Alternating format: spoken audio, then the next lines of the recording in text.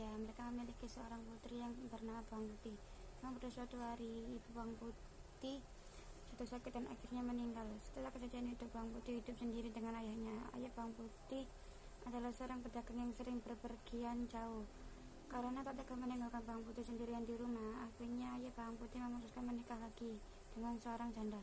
Janda tersebut memiliki satu anak yang diberi nama Bawang Merah. Sebenarnya niat ayahnya adalah agar Bawang Putih tak kesepian dan memiliki teman yang membantunya di rumah. Namun ternyata ibu dan kakak tiri Bawang Putih memiliki sifat yang jahat. Mereka bersikap baik pada Bawang Putih hanya ketika ayahnya tetap bersamanya.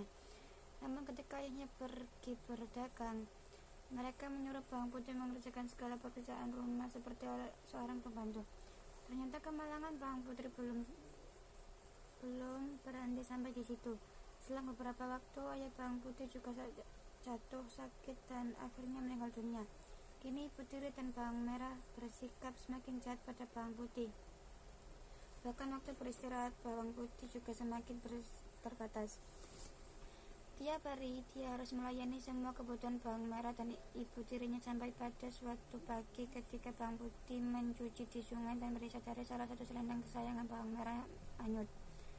Ketika sampai di rumah, ibu tiri memarahi Bawang Putih karena selendang Bawang Merah tidak dia temukan.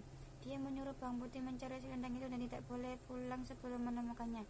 Akhirnya Bawang Putih menyusuri sungai untuk mencari selendang itu hingga larut malam.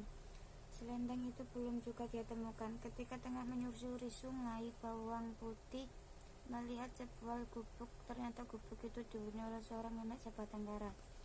Bawang Putih akhirnya meminta izin untuk menginap semalam.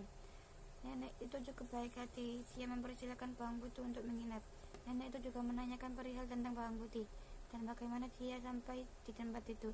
Bawang Putih pun menceritakan nasib yang dialaminya hingga nenek yang mendengar itu merasa iba. Ternyata selendang yang dicari Bawang Putih ditemukan oleh si nenek, dan nenek itu mau menyerahkan selendang itu dengan syarat Bawang Putih harus menemaninya selama seminggu. Bawang Putih menerima tawaran itu dengan senang hati. Waktu seminggu pun berlalu, dan kini waktunya Bawang Putih untuk pulang. Karena selama tinggal di situ, Bawang Putih sangat rajin. Nenek itu memberi selendang yang dulu dia temukan dan memberi hadiah pada Bawang Putih. Dia disuruh memilih di antara dua buah labu untuk dia bawa. Awalnya Bawang Putih ingin menolak, namun karena ingin menghormati pemberian sang nenek, Bawang Putih akhirnya memilih labu yang kecil dengan alasan tak kuat membawanya. Dan nenek itu hanya tersenyum mendengar alasan itu. Setelah itu Bawang Putih pun segera pulang dan menyerahkan selendang itu pada Bawang Merah. Setelah itu dia segera ke dapur untuk membelah labu dan memasaknya. Namun betapa terkejutnya dia karena ketika labu itu dibelah, ternyata labu itu berisi permata yang sangat banyak. Secara tak sengaja ibu tiri Bawang Putih melihat dan langsung merampas semua emas itu. Bukan hanya itu, dia juga memaksa Bawang Putih untuk menceritakan dari mana dia mendapat labu ajaib itu. Mendengar cerita Bawang Putih, muncul niat jahat di benak ibu tiri yang serakah itu. Esok paginya dia menyuruh Bawang Merah untuk melakukan hal yang sama seperti yang dilakukan Bawang Putih. Dia berharap akan bisa membawa pulang labu yang lebih besar sehingga isinya lebih banyak. Singkat cerita, Bawang Merah yang malas itu tiba di gubuk nenek, dan dia pun tinggal di situ selama seminggu. Namun karena sifatnya yang pemalas, dia hanya bermalas-malasan saja dan tidak mau membantu pekerjaan si nenek.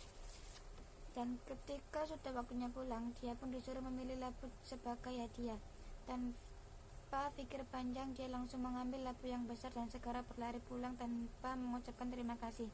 Setelah tiba di rumah, ibunya sangat senang melihat anaknya membawa labu yang sangat besar. Dia berpikir pasti emas di dalamnya cukup banyak. Karena tak ingin diketahui oleh Bawang Putih dan takut jika Bawang Putih minta bagian, mereka menyuruh Bawang Putih mencuci di sungai. Setelah itu mereka masuk kamar dan mencucinya dengan rapat. Kedua anak dan ibu serakah itu dengan tak sabar mereka segera membelah labu itu. Namun di luar dugaan, bukan emas yang ada di dalamnya, melainkan labu itu dipenuhi ular, kalajengking, kelapang, dan berbagai hewan berbisa. Dengan cepat hewan-hewan itu keluar dari labu dan menggigit.